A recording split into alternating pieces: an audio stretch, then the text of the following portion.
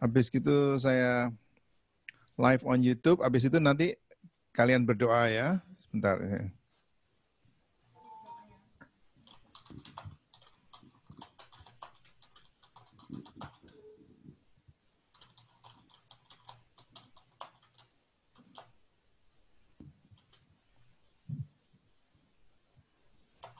July 13.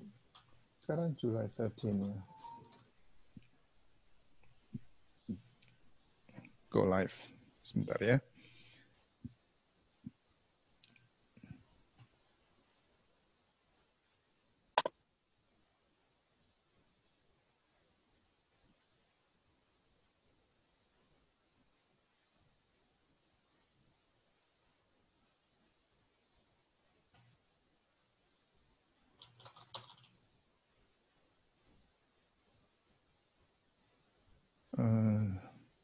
Mana ini sebentar ya.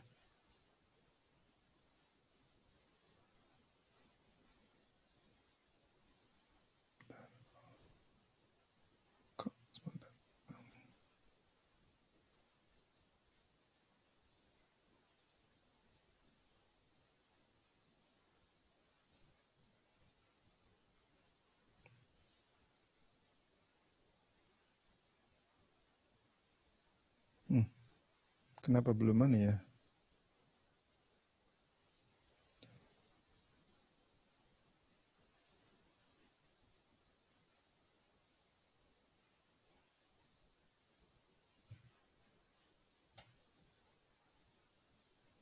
Oke, ini sudah.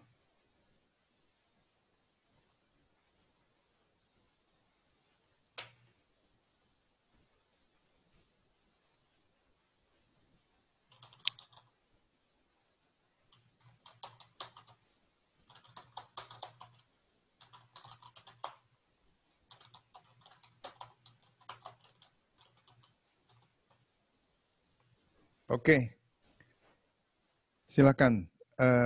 Salah satu berdoa.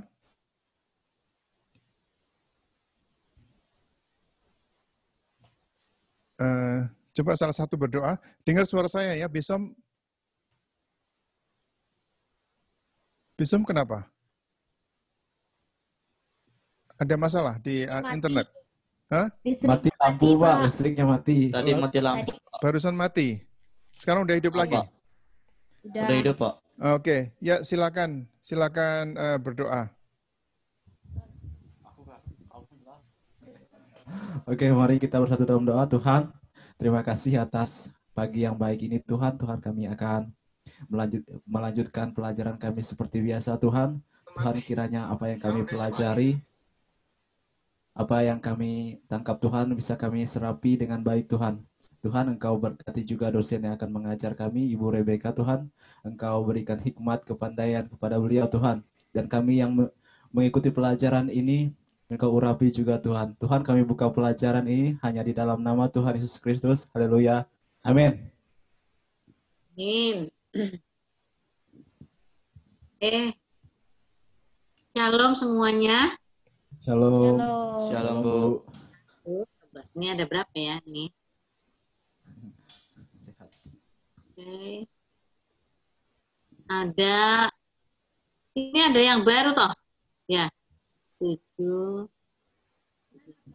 14 sekarang ya. Ya. Belum, Bu. Baru lagi di atas, Bu. Oh, yang masih. Oh, yang baru lagi di atas. Lagi tes, Bu. Yang baru di atas. Lagi tes corona. Lagi tes corona, Bu. Lagi rapid test. Lagi rapid. Yang udah berangkat siapa ini yang udah berangkat yang sedang diberangkatkan siapa? Belum. Semua masih di situ.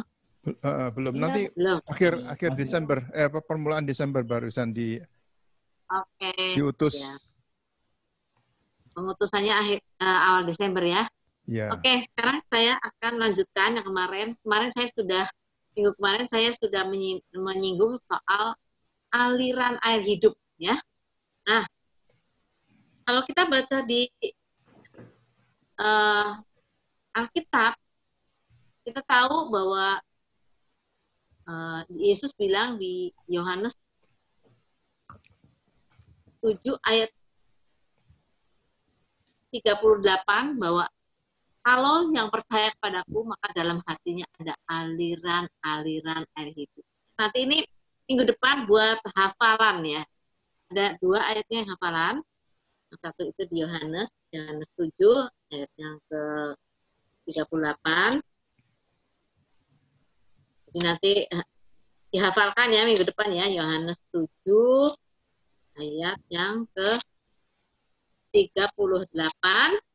Kemudian coba dibaca dulu, ada yang membaca Yohanes 7 ayat 38.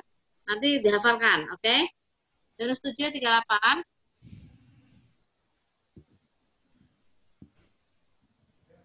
Ada yang bisa membacakan? Silakan. Yohanes Ambil mic, 7 ayat silakan.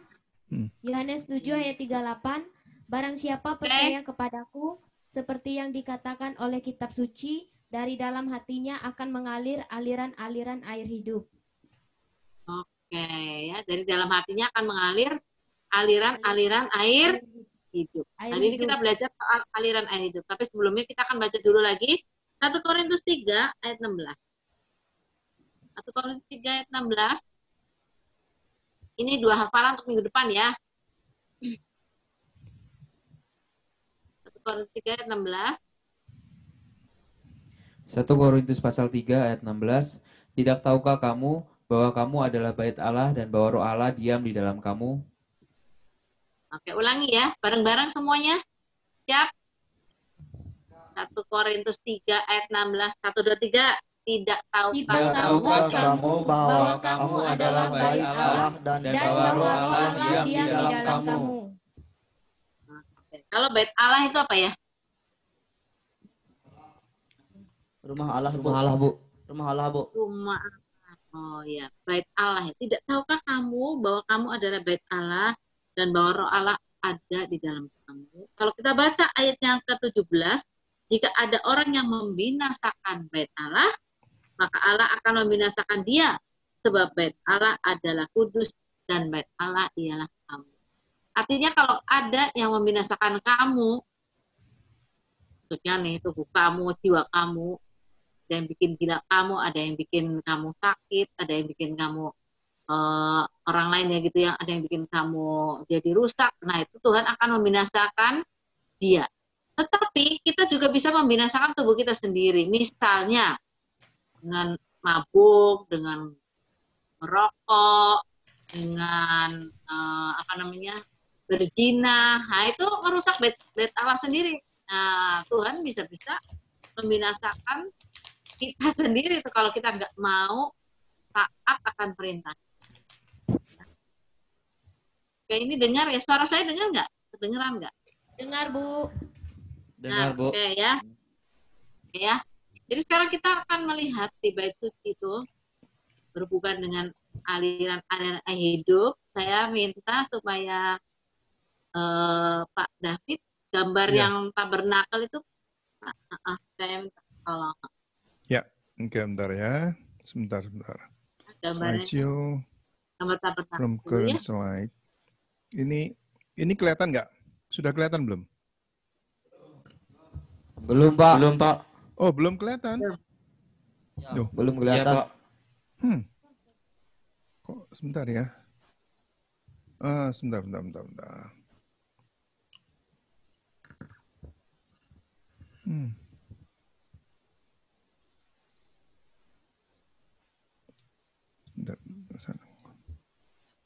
Kok di sebelah saya kok sudah?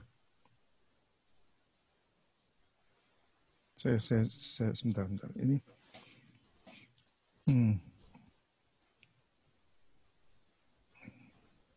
Saya nggak boleh dulu ini, nggak boleh slideshow dulu nih.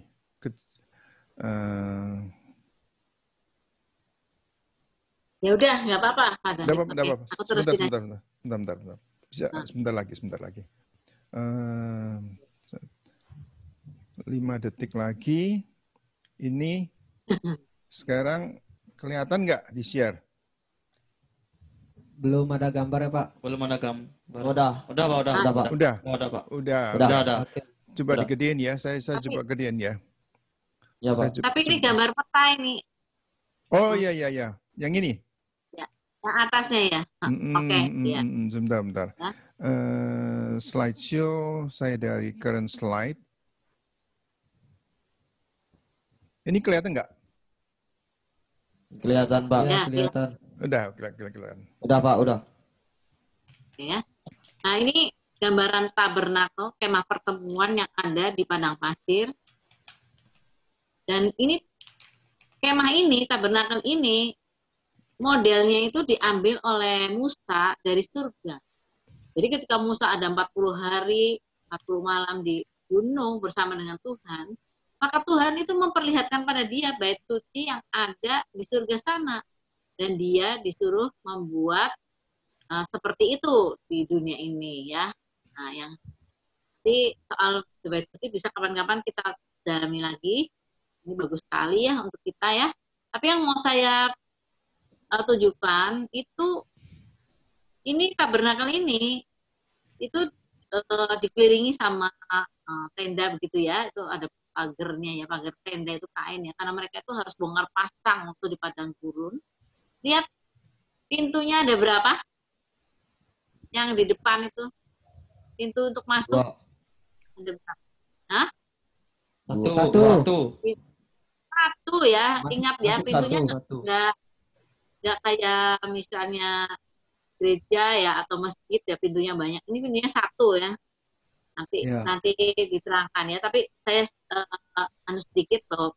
Satu-satunya untuk mendekat pada Tuhan adalah melalui satu pintu, yaitu Yesus Kristus. Ya. Kemudian di pelatarannya kita lihat itu ada di sebelah kanannya itu ada bejana untuk membasuh, itu ada air ya, itu ada airnya. Nah, gunanya apa air itu? Gunanya adalah ketika Untuk menyuci. gunanya untuk mencuci ya. Jadi ketika Bu. imam-imam itu mau masuk ke ruang kudus, maka mereka akan mencuci dulu kakinya, tangannya, dan seterusnya ya. Itu ada pencucian ya. Nah, mereka punya kebiasaan begitu memang ditentukan oleh Tuhan supaya akhir gitu loh maksudnya ya. Yang ini juga dilakukan sampai sekarang oleh gereja Katolik. Kalau kita masuk ke gereja Katolik itu di pinggirnya sebelum masuk ke kursi, deretan kursi itu ada air di pinggirnya, kemudian mereka sama Bapa dan Putra dan Roh Kudus, amin, itu pakai air itu ya. Kemudian orang Islam juga mereka pakai air untuk wudhu ya. Nah, mereka tahu ini soal pentahiran ya, soal penyucian supaya bersih ya. Nah, itu seperti itu ya. Kalau kita lihat di tabernakel, bukan tabernakel, di bait suci Salomo itu juga ada, malah besar sekali, disebutnya laut. Dia bikin bejana yang besar, terus di ada sapi ya, lembu, ada 12 lembu yang mendukung bejana itu, lembu emas ya, bejananya juga keren gitu. Itu untuk cuci semua ya. Selain itu juga di pinggirnya ada juga bejana-bejana untuk cuci. Pokoknya semua orang tuh harus cuci bersih. Kalau mereka mau masuk juga ada pencucian, pentahiran selalu dengan air ya. Nah, kalau kita membaca di kitab Imamat, kalau mereka itu melakukan hari raya Pondok Daun, maka pada hari yang ke-8 itu mereka akan membawa buyung-buyung air dicurahkan ke pelataran bait suci. Itu disiramkan, kemudian air itu akan mengalir ke arah timur masuk ke lembah Kidron begitu ya. Mereka itu melakukan itu soal kebiasaan aja, tradisi aja. Mereka tidak tahu artinya ya soal air hidup. Nah, sekarang kita lihat kok Tuhan repot dia dengan air ya. Nah, kita akan melihat sekarang ini. Kita melihat dulu di Yeskiel pasal yang 47. Oke, gambarnya boleh ditutup dulu. Nanti kita akan melihat peta ya. Kita lihat di Yeskiel pasal yang ke-47. 47 ya, kita baca sama-sama ya. Saya akan membacakan untuk kalian juga. Ya, di sini.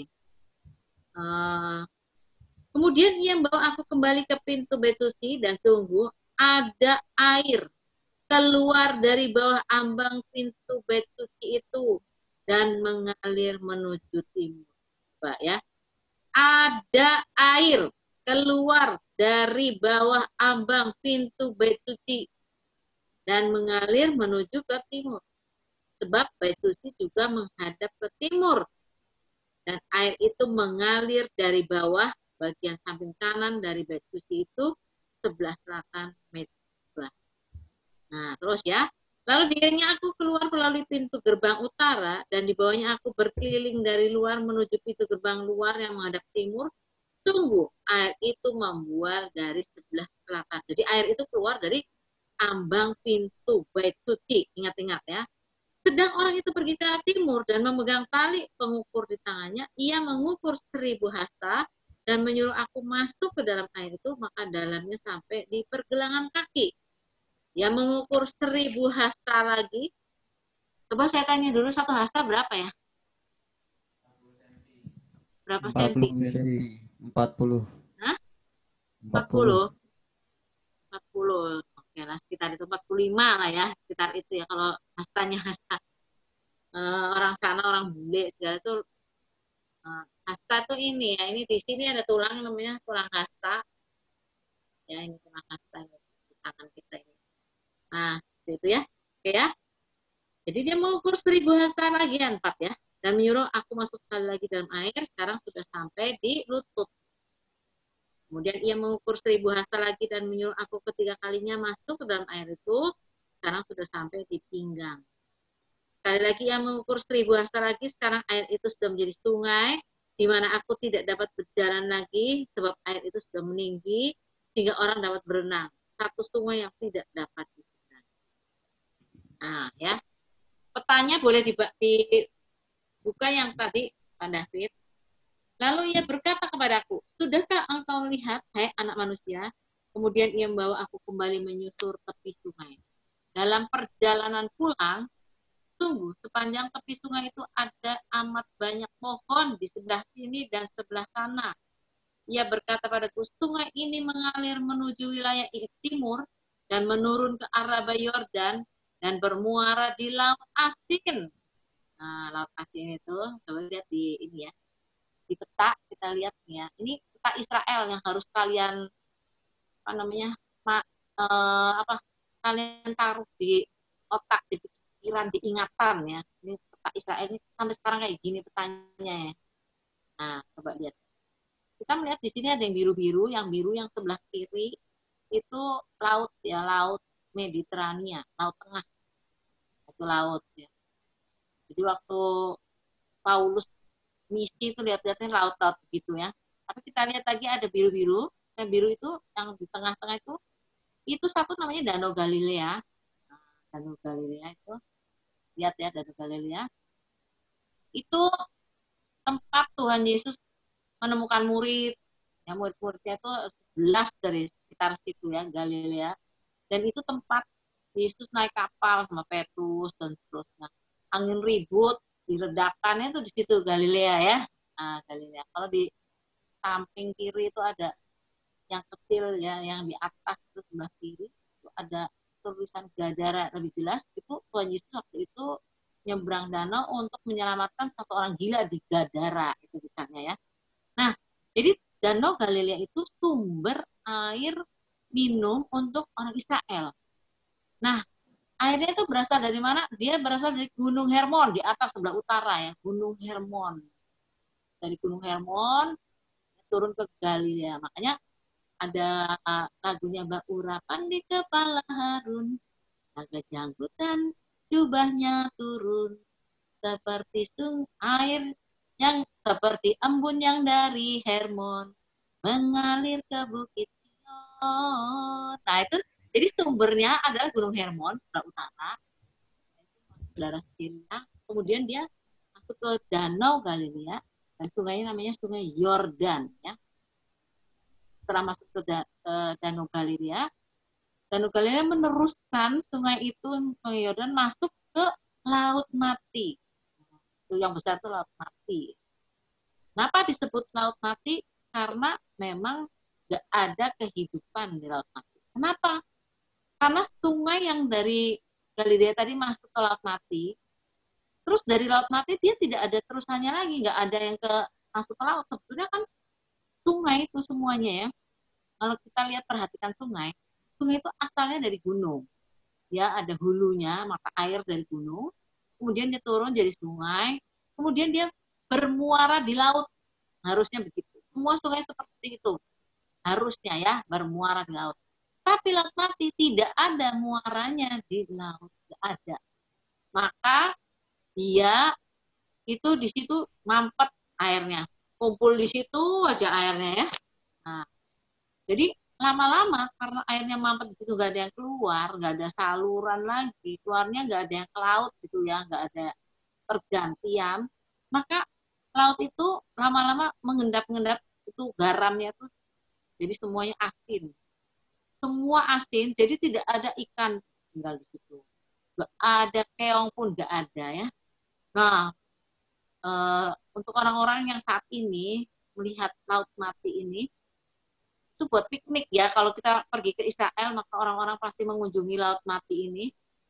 Di Laut Mati ini gersang banget, panas banget, dan itu ya sekitarnya itu cuman ada waktu saya ke sana ya, nggak tahu saya sekarang ya, tahun 2002 gitu, hanya ada 3 hotel bintang 4, bintang 5 untuk menampung wisatawan. Karena wisatawan pengen juga berenang di Laut Mati. Supaya apa? Saya nggak tahu. Katanya bisa awet muda juga, tapi nggak tahu juga. Tapi yang ajaib kalau berenang di Laut Mati, itu nggak usah pandai berenang juga dia terapung, nggak akan tenggelam. Jadi siapa-siapa saja yang nggak bisa berenang nggak apa-apa, masuk situ nanti dia terapung-apung gitu ya. Karena berat jenisnya itu tinggi banget, ya, asin, sangat asin. Dan itu tidak ada kehidupan, boro-boro ada kehidupan di sini mas ya. Kalau di Danau Galilea mah ikannya besar-besar, ya malah di situ ada yang namanya ikan petrus ya. Kalau wisatawan pergi dikasih kajian namanya ikan petrus. Tapi kalau di Laut Mati boro-boro nggak ada. Ya itu Danau Galilea itu luar biasa, itu subur banget tuh, kecil begitu, tapi dia sumber air minum untuk seluruh Israel, Danau Galilea ya. Dan dia banyak menghasilkan ikan yang besar-besar luar biasa itu. Sementara di Laut Mati tidak ada ikan, sama sekali, keong juga tidak ada, karena dia mati benar-benar, dia tidak ada kehidupan. Jadi kalau di Sungai Galilea di pinggirnya itu banyak toko, banyak tanaman segala macam, kalau di Laut Mati nggak ada tumbuhan di sekitarnya, gersang banget ya. Nah, wisatawan cuma pengen nyemplung situ, berenang-berenang. Maksudnya nggak berenang sih, ngapung gitu ya. Keren gitu loh ya. Nanti difoto loh, ngapung. Nggak bisa berenang juga. Kurep kek, mau telentang kek. Nanti keluarnya di pinggirnya dikasih ada air tawar ya. Karena berenang di Laut Mati itu badannya jadi lengket semua. Karena saking asinnya. Nah, ini yang disebut-sebut di Yeskiel tadi, yang kita baca, ya, kita baca di ayat yang ke-8 tadi. Dia berkata kepadaku, sungai ini mengalir menuju wilayah timur dan menurun ke arah Yordan dan bermuara di Laut Asin. Air yang mengandung banyak garam dan air itu menjadi tawar. Keren ya. Jadi ketika air yang dari Bait Suci itu keluar, pertama dia membual dari Bait Suci setinggi dekat ya 1000 hasta. 1000 hasta itu satu semata kaki, 1000 hasta lagi selutut, 1000 hasta lagi sudah sepinggang, 1000 hasta lagi itu sudah orangnya berenang di situ ya, kira-kira udah bisa berenang. Nah dari situ sungai itu masuk ke Laut Mati, dan Laut Mati yang namanya mati itu ketika air yang dari Bait Suci itu masuk ke dalam Laut Mati, maka air yang di Laut Asin itu menjadi tawar. Keren ya. Ayat 9. Sehingga kemana saja sungai itu mengalir, segala makhluk hidup yang berkeriapan di sana akan hidup.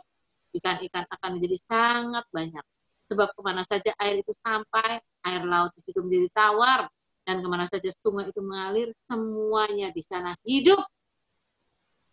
Maka penangkap-penangkap ikan penuh sepanjang tepinya, mulai dari En-Gedi sampai En-Eglaim. Daerah itu menjadi penjemuran pukat, dan di sungai itu ada berjenis-jenis ikan, seperti ikan-ikan di laut besar, sangat banyak. Tetapi rawa-rawanya dan paya-payanya tidak jadi tawar. Itu menjadi tempat mengambil darah. Pada kedua tepi sungai itu tumbuh bermacam-macam pohon buah-buahan yang daunnya tidak layu dan buahnya tidak habis-habis. Setiap bulan ada lagi buahnya yang baru. Sebab pohon-pohon itu mendapat air dari tempat kudus itu. Buahnya menjadi makanan dan daunnya menjadi obat. Wah, keren ini ya. Keren banget ya. Ini kalau kita cerita soal laut mati, banyak pendeta bikin ilustrasi tentang laut mati, bahwa kita itu harus memberi, jangan cuma mau menerima. Kalau kayak Danau Galilea itu, dia menerima air dari Gunung Hermon, kemudian dia menyalurkan ke laut mati, makanya dia subur banget. Tapi laut mati menerima dari Danau Galilea, dan dia tidak memberi kepada yang lain, tidak meneruskannya, makanya dia mati.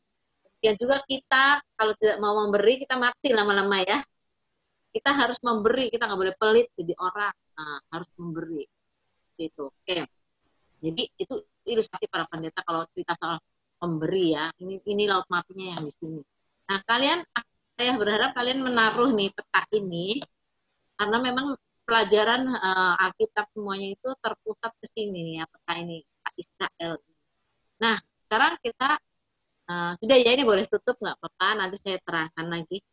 Nah, jadi tadi dikatakan bahwa dari bait suci itu keluar air, ya, air yang banyak sekali yang akhirnya menjadi seperti sungai yang tak terseberangi, orang jadi berenang. Nah, itu keluar air yang membuat laut asin itu, laut yang tidak berguna itu kelihatannya ya, laut yang tidak bisa dihuni oleh ikan. Kalau ikan pasti berenangnya di air ya, itu setelah air itu dari bait suci itu masuk ke laut mati, maka laut mati itu menjadi tawar. Nah, ini ya keren. Tadi kita bicara bahwa kita ini adalah bait suci. Betul? 1 Korintus 3:16 tadi bilangnya apa? Betul. Ya. Betul. Tidak tahukah kamu bahwa kamu adalah bait suci dan Roh Allah tinggal di dalam kamu? Iya betul? Bait suci. Betul. Maka dari dalam bait suci harusnya mengalir aliran air yang menghidupkan. Setuju? Setuju nggak? Coba dipikir lagi. Setuju. Hah? Setuju, Bu. Ngerti nggak? Setuju. Saya pelan-pelan banget ya. Karena Ngerti, kalian Bu. bilang nerimanya 50% aja ya. Nah kalau hari ini 50%, besok tinggal 40, lusanya tinggal 30, lusanya tinggal 20 lagi. Besoknya lagi hari Minggu depan udah habis ya. Tapi saya minta hari ini ingat-ingat baik-baik ya. Ini hubungannya antara Yohanes 7 ayat 38 dengan 1 Korintus 3 ayat 16. Baik, Ya, Bu. Ya. Jadi Yesus waktu bilang, barang siapa percaya kepadaku, maka dari dalam hatinya akan mengalir aliran air hidup. Airnya bukan air biasa, air hidup. Ketika kita tadi membaca dari Yeskiel, ini tentang nanti ya, ini belum terjadi ini ya. Nanti akan terjadi pasti karena nubuatan di dalam Alkitab yang Tuhan sudah tuliskan, sudah ucapkan melalui mulut hamba-hambanya, itu pasti terjadi. Di Israel sekarang belum ya, tapi nanti ya terjadi. Karena kalau ke Israel, kamu masih ketemu laut mati. Malah laut mati itu saking nggak meneruskan airnya, sekarang sudah terbelah dua ya. Dan itu panasnya luar biasa. Saya membayangkan laut mati jadi hidup, itu keren banget ya. Karena di situ, wah, itu nggak ada tanaman di situ, susah lah. Itu garam semua ya, asin banget. Nah, menurut orang-orang ahli arkeologi, itu laut mati itu tempat di mana Sodom dan Gomora dulu dibakar Tuhan dan sekarang terendam di bawah laut mati. Ya, makanya di pinggir laut mati itu ada kayak batu gitu ya. Terus orang-orang bilang tuh batu istri Lot gitu katanya ya. istri Lot yang menoleh gitu. Itu di situ ada ya, katanya begitu ya, nggak tahu bener apa enggak, kurang jelas juga ya, tapi pokoknya disitulah Sodom dan Gomora. Nah, jadi keren sekali waktu saya membaca ini, saya suka banget dengan Yeskiel 47 bahwa air yang keluar dari bait suci itu nyampe ke laut mati, lautnya yang mati jadi hidup, ikannya besar-besar, keren ya. Ikannya besar-besar, di pinggirnya masih ada garam supaya orang-orang bisa ngambil garam. Dan sepanjang jalan ke arah laut mati itu, di sungai-sungai itu tumbuh pohon-pohonan yang menghidupkan. Daunnya jadi obat, buahnya jadi makanan, dan terus-menerus ada. Itu kenapa? Karena airnya dari bait suci. Oke ya, airnya dari bait suci. Sekarang balik lagi ke kita. Tidak tahukah kamu bahwa kamu adalah bait suci dan Roh Allah tinggal di dalam kamu? Dalam kamu. Betul. Maka Betul. seharusnya dari dalam hati kita keluar aliran air hidup. Setuju? Setuju. Setuju, Bu. Setuju. Coba kita lihat lagi ya. Ini banyak orang tidak ngerti ya, apalagi orang perjanjian lama ya. Kita kita banyak orang juga tidak ngerti air jernih ini sebetulnya seperti apa gitu bait suci itu ya. Nah, kita lihat dulu ini janji Tuhan pada orang Israel di perjanjian lama bahwa ia akan mencurahkan air jernih. Coba kita lihat di Yeskiel 36 ayat 25, coba dibaca, kalian yang baca. Yeskiel pasal berapa, Bu? 36 ayat 25. Yeskiel pasal 36 ayat 25. Aku akan mencurahkan kepadamu air jernih yang akan mentahirkan kamu dari segala kenajisanmu, dan dari semua berhala-berhalamu aku akan mentahirkan kamu. Nah, jadi Tuhan berjanji ya, kalau di Yeskiel 36 ayat 25 bilangnya aku akan mencurahkan padamu air jernih. Nah, ya dibilangnya air jernih ya. Akan mentahirkan kamu dari segala apa? Najisanmu. Manusia itu ternyata najis ya. Najis kenapa ya? Pikir-pikir. Manusia itu ternyata najis. Najisnya kenapa? Najisnya itu karena pikirannya sering kotor. Semua yang berhubungan dengan dunia ini najis ya. Makanya imam-imam itu kalau mau masuk ke bait suci tadi mesti bersih-bersih kan. Kakinya dibersihkan, tangannya dibersihkan. Kalau mereka nempel mayat, bajunya sekalian dibersihkan. Jadi baju dari luar tuh nggak boleh masuk ke bait suci, harus ganti semuanya ya. Bahkan kalau kita baca di kitab Keluaran, kitab itu bajunya imam besar tuh dibuat atas perintah Tuhan sampai ke celana dalamnya. Kalau nggak percaya baca aja. Kalian udah pernah belum baca imam besar itu celana dalamnya diatur sama Tuhan? Nah, mungkin PR buat kalian ya. Belum pernah dengar kali ya. Celana dalam pakai diatur. Nah, itu Tuhan itu. Coba nanti kalian baca ya di kitab Keluaran. Karena apa? Tuhan pengen semuanya kudus. Nah, seperti itu ya. Tuhan pengen seperti itu. Kita tuh najis, karena itu Tuhan pengen kita kudus. Apalagi yang bisa menajiskan kita selain dunia ini ya. Dunia ini termasuk tontonan ya. Nah, tontonan apa? Kita senangnya apa tuh? Dulu anak-anak itu senang nonton Smackdown. Itu orang pada pukul-pukulan, banting-bantingan. Malah di sini di Hargolis ini ada cewek-cewek kembar Smackdownan. Terus adiknya, jadi yang kembaran satunya itu banting sama dia. Kepalanya geger otak. Ah loh. Itu gara-gara nonton Smackdown, jadi pengen nonton banting-banting semuanya. Saya juga lihat anak-anak main game, saya heran. Waktu itu saya nonton ponakan saya lihat main game. Loh, saya bilang, Bi, ini lagi ngapain sih, Bi? Lagi mukulin ini, Bude, dipanggil saya Bude. Mukulin mobil. Loh, mobilnya salahnya apa, Bi? Yang nggak ada salahnya, Bude. Lah, kenapa kalau nggak ada salahnya dipukulin mobilnya? Jadi itu yang di filmnya itu, di game itu dia bawa pentungan. Mobil siapa aja, dipukul. Kekerasan itu namanya ya. Maka kekerasan itu akan tinggal dalam pikiran kita. Ini itu najis itu najis itu kayak gitu. Nah, terus kita nonton lagi anak-anak muda nih ya. Nonton film porno lah karena memang pengen tahu. Di internet tuh banyak film porno hubungan seks. Maka hubungan seks itu nekat di sini. Mungkin tiap kali merem lihat, terangsang ya. Nah, itu najis namanya ya. Terus melihat orang tuanya berhubungan seks, anak-anak banyak kayak gitu ya. Sejak kecil dia lihat bapak ibunya hubungan seks bapak ibunya tuh terlihat jelas di mata ya, apalagi orang-orang yang rumahnya satu kamar doang.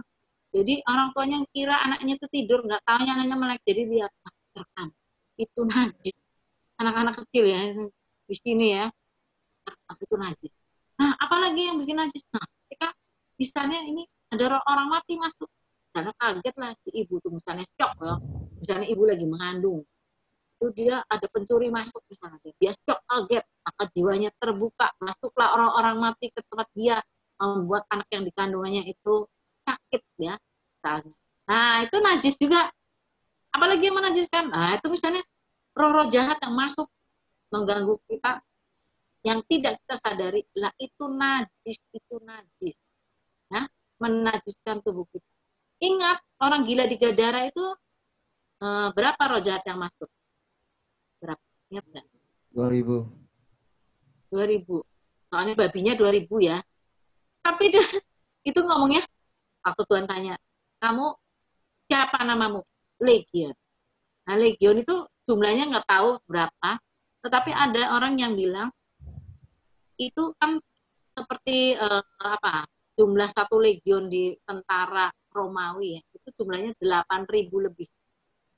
Jadi satu orang itu bisa dimasukin oleh roh jahat 8.000. Kamu bayang, keren ya, banyak banget itu ya. Nah, itu najis itu ya, menajiskan tubuh kita. Nah, gimana dong dengan seperti itu? Karena itu Tuhan berjanji tadi, aku akan mencurahkan padamu air jernih yang akan mentahirkan kamu dari segala kenajisanmu dan dari semua berhala-berhalamu. Mungkin kita punya berhala. Mungkin kamu bilang gini, saya nggak punya berhala. Berhala tuh nggak selalu patung. Berhala itu bisa pacar. Ya. Pacar kita berhala. Jadi pacar kita tuh minta apa saja dikasih.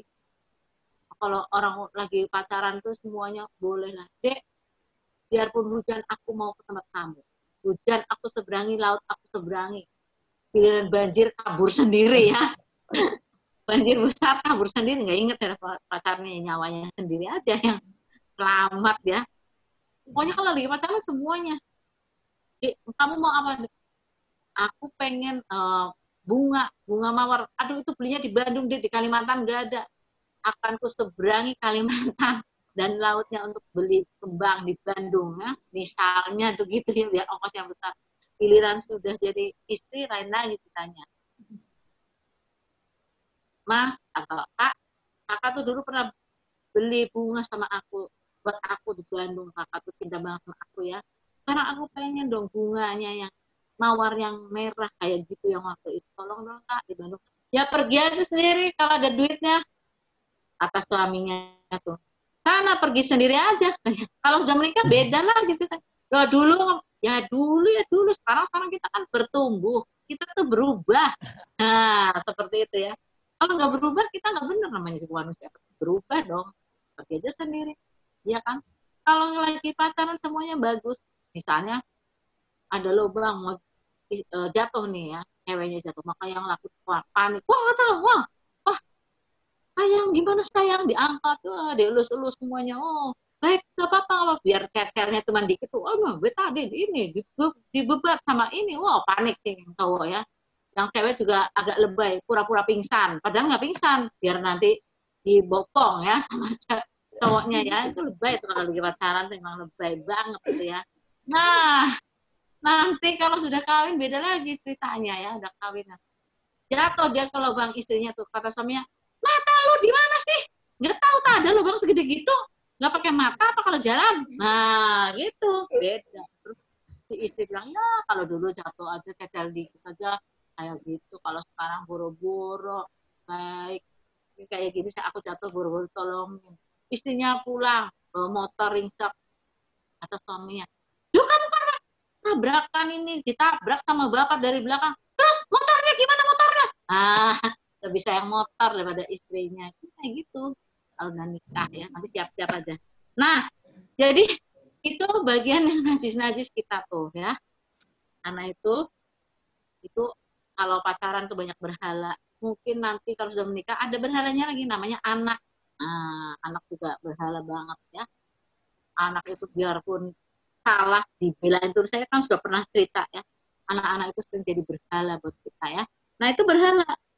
Kata Tuhan Yesus, kata Tuhan di dalam kitab tadi dibilang, aku akan mencurahkan padamu air jernih yang akan mentahirkan kamu dari segala kenajisanmu. Kamu najis. Dan dari semua berhalamu, aku akan mentahirkan. Kapan air jernih ini digenapi? Digenapinya ketika Tuhan Yesus turun menjadi manusia. Nah, ingat cerita tentang Yesus duduk di pinggir sumur dengan wanita Samaria, ya, Yohanes pasal yang keempat ya. Waktu itu Tuhan Yesus lagi haus, duduk di pinggir sumur. Kemudian ada wanita Samaria datang. Terus Tuhan bilang, beri aku minum. Kata wanita Samaria, masa orang Yahudi minta minum dari aku? Kata Yesus, kamu belum tahu ya siapa aku. Kalau kamu tahu siapa aku, kamu yang akan minta minum dari aku. Karena aku bisa memberikan air kepadamu dan kamu tidak akan pernah haus lagi. Keren ya? Itu Yesus. Air itu tuh Yesus. Ketika Yesus turun ke dunia ini, dia menjadi air hidup. Dia memberitakan firman. Apa sih air hidup? Itu firman. Firman yang keluar dari mulut. Maka setiap orang yang saat ini percaya pada Yesus Kristus, dengar baik-baik ya. Maka kita bilang sama Tuhan Yesus, masuklah ke dalam hatiku. Menjadi raja dalam hatiku. Maka ketika Yesus masuk, yaitu Roh Kudus ya, rohnya Yesus masuk ke dalam hati, maka tubuh kita ini, jiwa kita ini menjadi bait sucinya dia. Dia bawa rumahnya, dia jadi rumah. Tubuh kita ini jadi rumahnya dia, jiwanya kita jadi rumahnya dia. Sudah beda daripada yang dulu. Dulu rumahnya setan, sekarang rumahnya Yesus ya. Maka ketika kita sudah jadi bait suci, seharusnya ada apa? Ada apa seharusnya? Ada Tuhan, jelas. Ya. Ketika kita sudah jadi bait suci, Tuhan ada di situ, maka sekali lagi akan keluar air hidup dari bait suci. Keluar aliran air hidup dari dalam hidup kita. Kata ya, keluar air hidup dari hidup kita. Maka tadi mungkin kalau baru terima Yesus, airnya masih semata kaki. Baru sedikit, baru tahu. Ya. Kemudian dia selutut, kemudian dia sepinggang, kemudian dia penuh, ya, penuh sampai orangnya harus berenang dalam air hidup. Nah, setelah itu sampai ke laut mati menghidupkan. Artinya apa?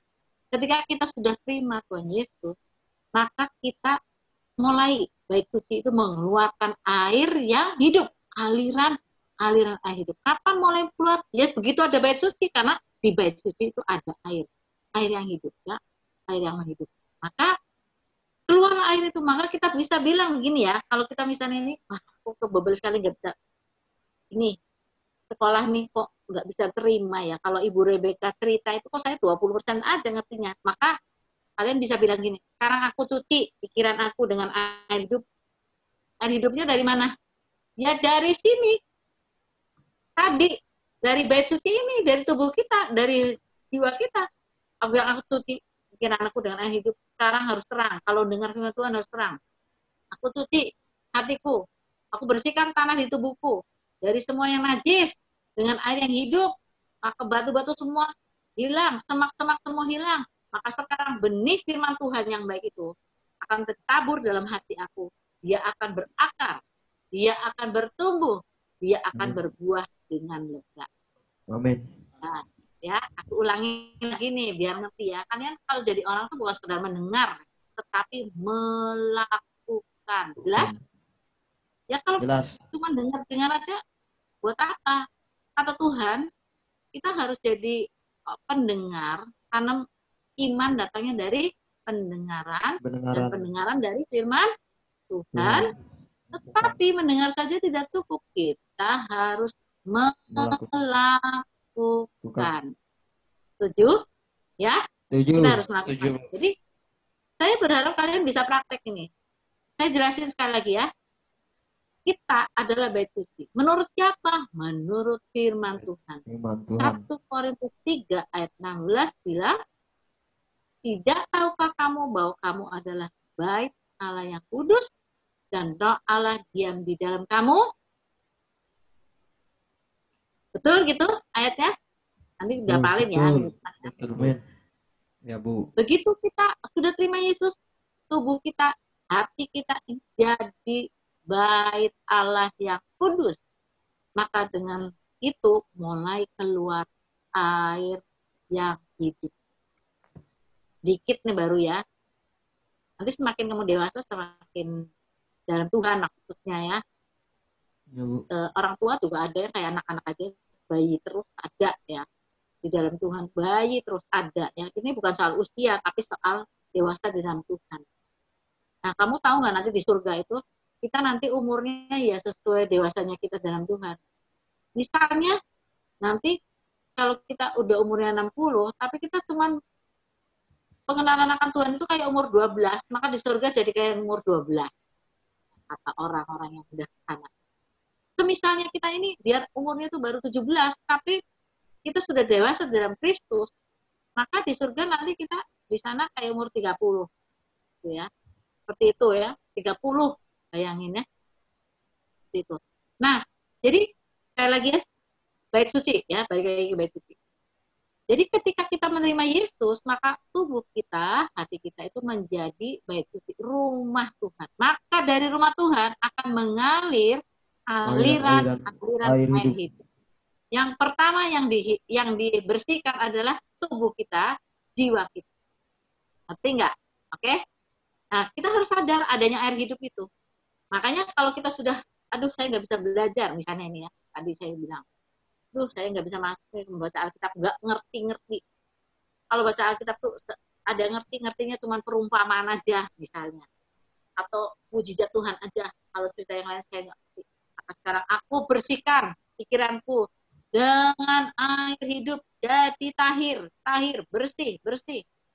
Aku bersihkan hatiku supaya jadi tanah yang bersih, supaya tidak ada batu, supaya tidak ada semak. Aku bersihkan, digelontor dengan air hidup bersih, supaya firman Tuhan yang baik itu masuk dalam hatiku, akan berakar, bertumbuh, dan berbuah dengan bisa diterima. Ini bisa. Saya omongannya teringat nggak kira-kira? Harus dipraktekkan. Kalau nggak dipraktekkan nggak akan jadi ya. Nah, coba kita lihat seterusnya. Setelah dia jadi praktek nih sekarang, terus kita misalnya sakit ya, misalnya tulang-tulangnya pada sakit, lagi pegel-pegel, lagi sakit, mau flu segala macam, kamu bilang, aku bersihkan tubuhku dari flu, dari pegel-pegel, dengan air hidup, sembuh, tahir, ulangi terus sampai sembuh, yakin sembuh. Saya sering praktek, ya, saya sering praktek begitu. Kalau saya udah nyetir, udah pergi, pegel semua badan, aku tahirkan dengan air hidup, bersih, tidak pegel, dibersihkan dengan air hidup. Nah, itu sudah nggak sakit, sudah sehat-sehat saja ini ya. Saya ini orang jarang sakit loh, puji Tuhan banget, ya. Luar biasa nih. Sakit juga paling batuk. Dulu saya suka batuk, sekarang saya malah nggak suka batuk. Saya juga masih ingat dulu waktu sebelum saya di penjara, kalau mandi saya harus pakai air anget, kalau nggak tinu semua tubuh saya. Tapi waktu saya di penjara saya belajar banyak. Setiap kali mandi air dingin. Sudah keluar penjara sampai sekarang ini, saya kalau mandi air dingin, nggak air panas. Air panas, air hangat itu cuma kalau di hotel. Atau kalau saya mau berangkat pagi-pagi jam 4 udah berangkat, terus udah itu harus pakai air hangat supaya nggak kaget badannya ya. Nah seperti itu. Tapi itu sehat banget, tuh Tuhan tuh yang kasih ya. Dan itu saya praktekkan. Pusing-pusing, dibersihkan dengan air hidup. Nih, ini najis ini, pusingnya dari mana nih? Jangan-jangan bisa kalian nggak punya penglihatan. Kadang-kadang ada orang mati juga yang suka ganggu ya, pusing, penuh pusing. Udah dibersihkan dengan air hidup, maka matinya keluar. Gampang itu, mudah sekali dibersih-bersihkan. Nah, setelah itu, tadi kita baca di Yesaya, dia pergi ke laut mati ya. Laut matinya jadi hidup. Banyak ikan di sana ya, luar biasa ya, banyak ikan. Banyak orang menjala di sana, dapat ikannya besar-besar, bukan cuma ikan teri, tapi ikannya besar-besar ya. Itu wah luar biasa tuh laut mati segede itu bisa hidup ya. Artinya apa? Ketika kita sudah sampai ke taraf yang itu, kita akan pergi keluar, kita berdoa untuk orang lain lagi sakit, dibersihkan, kita bilang, dibersihkan dengan air hidup, jadi tahir, jadi sembuh, sembuhannya. Yang tadinya mati, hidupnya jadi sembuh. Kamu nanti akan diutus bulan Desember ya awal ya. Ya, Bu. Akan bertemu dengan banyak orang. Nanti kalian harus mempraktekkan kuasa Tuhan. Kuasa Tuhan itu harus dipraktekkan sebab kerajaan surga itu bukan terdiri dari perkataan tetapi dari kuasa. Kuasanya harus dipraktekkan. Ya, jadi kalau kalian ketemu bayi sakit, jangan takut deh hatinya kayak, aduh, gimana ya, didoain gak ya, doain gak ya. Nanti kalau nggak sembuh gimana? Nah, kita sering kayak gitu ya. Saya kan ceritakan waktu saya pertama jadi dokter, saya juga obat-obatan saya pertama praktek tuh ya. Saya lihat anaknya, saya obatin, setiap hari saya lewatin. Mati apa hidup gitu ya. Itu memang permulaan begitu ya. Tapi harus ada permulaan. Kalau nggak ada permulaan nggak bisa jalan, bener nggak? Kalau angka 1 itu sebelumnya angka berapa? 0. 0, Bu. 0 kan? 0 itu artinya tidak melakukan apa-apa. Apa-apa. Nah, sekarang kalau mau 100 harus ada angka 1 nggak? Harus ada. Harus ada angka pertama, jangan 0 terus. Takut nanti saya akan doain barangkali dia malah nggak sembuh gimana? Nah, sembuh nggak sembuh itu bukan urusan kita, itu yang menyembuhkan adalah Tuhan Roh Kudus. Tapi jangan sampai udah menyembuhkan bikin orang lain sembuh udah 100. Weh, hebat saya nih. Saya ini bisa kami mujizat ya, gile saya nih. Wah, kalau ngomong gile saya nih ya, saya hebat itu. Wah, habis semuanya tuh urapannya ya. Orang yang nyembuhin tuh Tuhan Yesus kok, yang menyembuhkan Roh Kudus kan, bukan kita ya. Jadi kalau kita misalnya menghadapi bayi pada sakit ya, misalnya ada bayi sakit ya, iya Bu, misalnya orangnya, kalau di situ orang Dayak ya, mungkin gampang ya, lebih gampang ya, bilang Yesus Kristus, kita bilang dalam nama Yesus Kristus, aku tahirkan anak ini dengan air hidup, sekarang digelontor dengan air hidup, sembuh, sekarang adem, percaya, lihat aja, ya, kalian harus praktek. Kalau kalian sama orang Muslim, kalian berdoa sama air hidup lebih gampang. Kalau orang yang nggak kenal Yesus, mungkin orang Buddha, ya, kita doain mau nggak kakinya sakit. Gak usah nyebut-nyebut Yesus, nanti mereka akan tanya sendiri. Ya, kalian bilang, tahir, ditahirkan dengan air hidup. Air hidup, nanti dia tanya, apaan sih air hidup? Oh, Ibu, di dalam hati setiap orang Kristen itu ada aliran air hidup. Itu yang menghidupkan, itu yang menyembuhkan, adem tempat orang lain juga. Nah, seperti itu. Nanti dia akan bersambung tanya lagi, kok bisa ya orang Kristen tuh punya air hidup gitu, jambe dukun tak? Oh enggak, bukan dukun, bukan. Ada air hidup di dalam hati. Karena kita ini rumah Tuhan, rumah Allah. Keren nggak? Keren. Hah? Keren? Nah itu pasti praktek ya. Kalau nggak praktek nggak akan lihat kerennya ya. Keren itu ya. Jadi Yesus itu sudah bilang bahwa di dalam hati kita akan mengalir aliran air hidup. Dari mana? Yaitu Roh Kudus yang ada di situ, ya. Jadi kita harus tahu nih gunanya tadi untuk mentahirkan.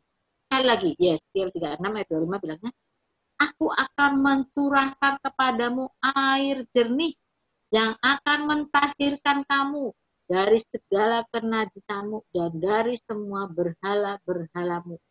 aku akan mentahirkan. Ini perjanjian lama ya. Jadi ngomongnya aku akan. Setelah Yesus datang ke dunia, akulah air hidup. Barang siapa meminta air itu kepadaku, maka barang siapa percaya padaku, di dalam hatinya akan ada aliran-aliran air hidup. Tidak hanya menghidupkan diri sendiri, tetapi juga menghidupkan orang lain. Ya, kalau lagi susah-susah, puskesmas jauh, dokternya jauh, ada orang kesakitan, cuci aja dengan air hidup. Dibersihkan dengan air hidup. Tahir, sembuh. Maka orang itu bisa sembuh. Kalian praktek lah. Kalau saya ngomong kayak gini, mungkin kalian, apa iya sih? Ya sudah praktek aja sendiri ya. Bisa ngusir setan, bisa. Dibersihkan, digelontor dengan air hidup. Gelontor semuanya dengan air hidup. Kita tahu di Bait Suci, semuanya itu ada air yang hidup. Kalau kita melihat sampai ke Wahyu, di Wahyu juga nanti di surga ada yang seperti itu, ada air hidup keluar dari Bait Suci. Jadi saya tanya dulu, kalau kamu semua ini Bait Sucinya Tuhan bukan? Iya Bu, bait suci. Bait suci, Bu. Nah benar, semuanya Bait Nah. Suci. Amin. Ya. Nah coba Amin. sekarang kita lihat di Ibrani ya, Ibrani 10 ayat 22. Ayo baca.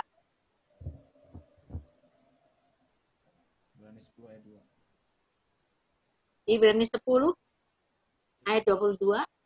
Ibrani 10 ayat 22.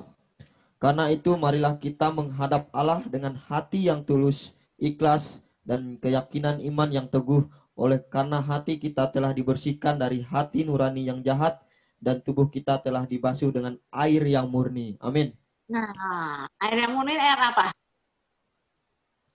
Air hidup. Air hidup. Itu bukan aqua ya. Bukan Ya, aqua, Bu. bukan air sumur, tapi itu air yang hidup tadi. Air yang hidup Hidup. itu apa? Air yang hidup itu apa? Tuhan Yesus. Nah, firman Tuhan Yesus. Ya, firman Tuhan Yesus. Jadi, kita menghadap Allah dengan hati yang tulus ikhlas, dengan keyakinan iman yang teguh. Karena apa? Karena Karena hati kita telah kita dibersihkan. sudah dibersihkan dari hati nurani yang jahat. Ya, kalau kita mau berbuat jahat, keluarnya dari mana dulu? Hati. Dari hati. Dari hati keluarnya. Ya, perencanaan kejahatan tuh semuanya keluar dari hati. Di dalam hati itu ada pikiran. Ya, perencana kejahatan. Ada kehendak, ada perasaan. Maka semua kejahatan yang najis itu keluarnya dari hati. Dan di sini dibilang, kenapa kita bisa menghadap Allah dengan hati tulus ikhlas dan keyakinan iman yang teguh? Karena apa? Karena hati kita telah dibersihkan dari hati nurani yang jahat, dan dibersihkan, dan tubuh kita telah dibasuh dengan air yang murni. Yang murni. Ya, air yang murni ya. Sekarang satu lagi ya, kita lihat Efesus. Kita lihat Efesus.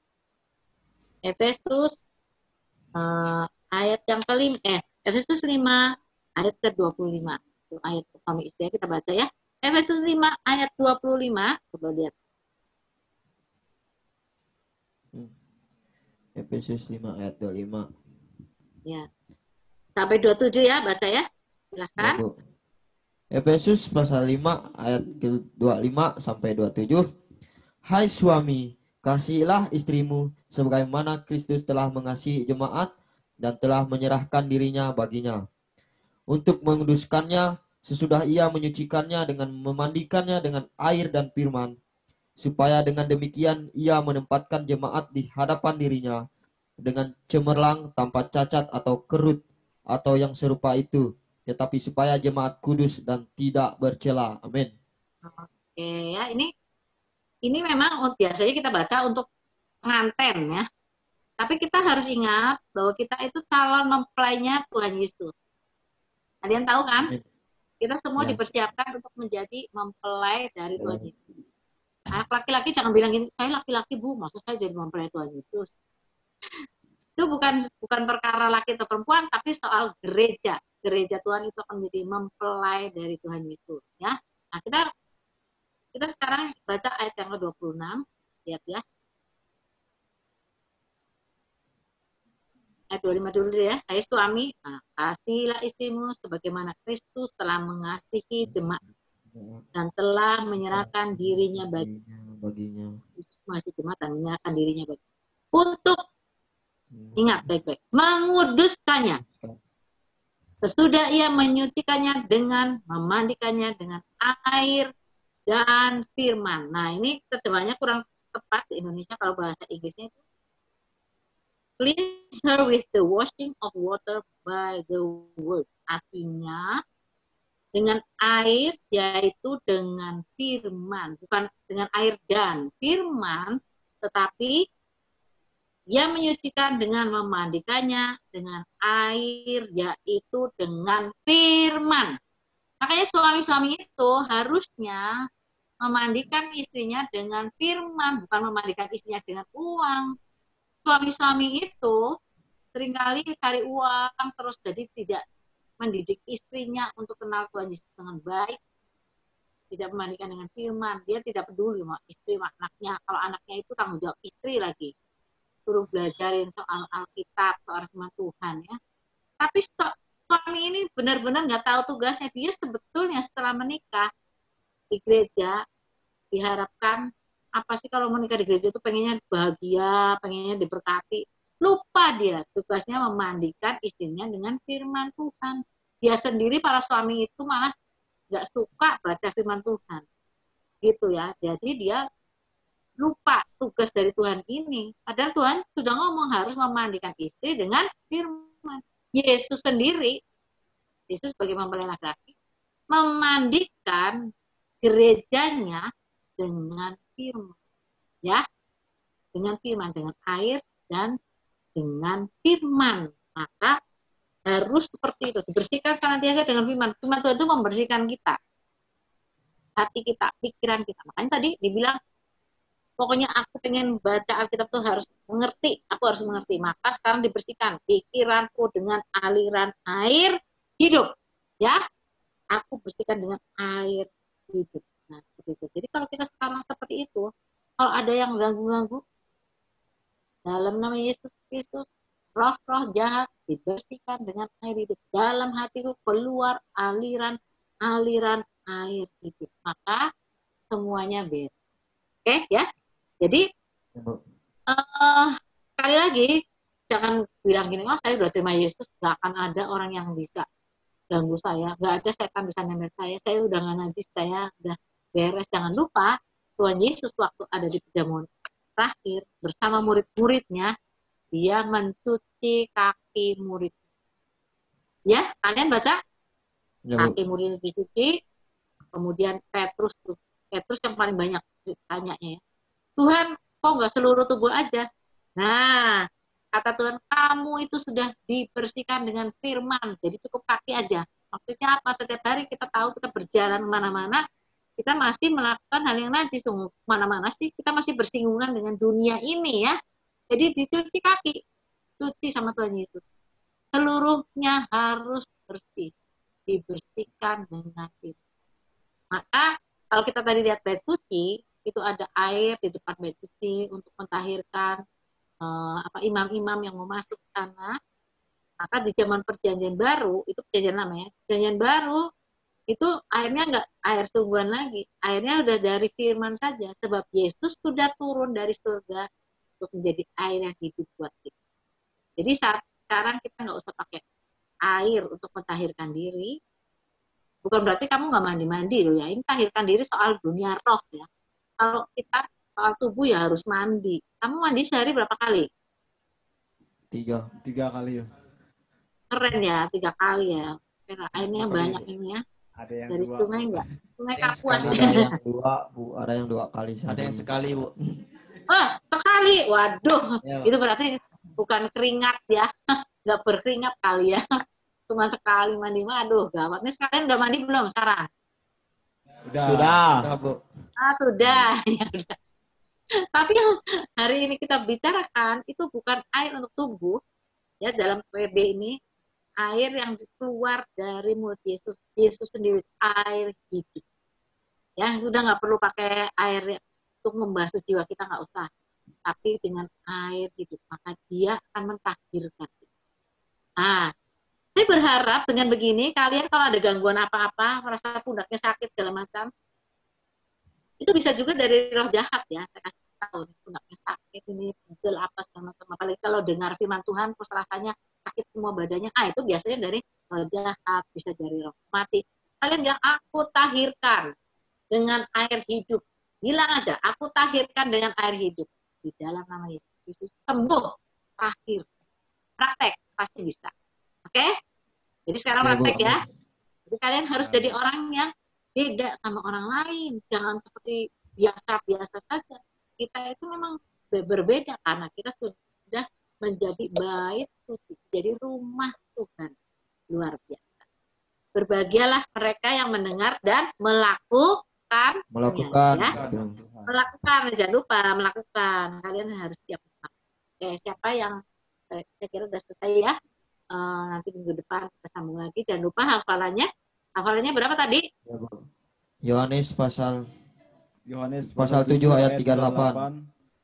1 Korintus pasal 3 ayat 16. Oke, minggu depan kita akan membacanya bersama-sama. Dihafal, bukan baca ya, hafalkan ya. Harus seperti itu. Ya, Bu. Oke, Tuhan memberkati. Siapa Amin. yang mau berdoa?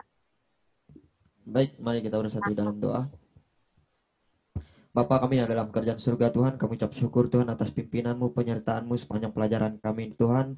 Dan sekarang kami sudah belajar Tuhan, kiranya apa yang disampaikan oleh Bu Rebecca Tuhan bisa bermanfaat bagi kehidupan kami semua di sini Tuhan. Engkau berkati juga beliau Tuhan yang mengajar kami Tuhan, Bu Rebecca. Kau berikan kesehatan selalu kepada beliau Tuhan, Kau berikan hikmat marifat kepada beliau Tuhan. Dan kami sekarang akan menutup pelajaran kami Tuhan. Di dalam nama Tuhan Yesus Kristus kami sudah belajar. Haleluya, amin. Amin. Amin. Ya, terima kasih.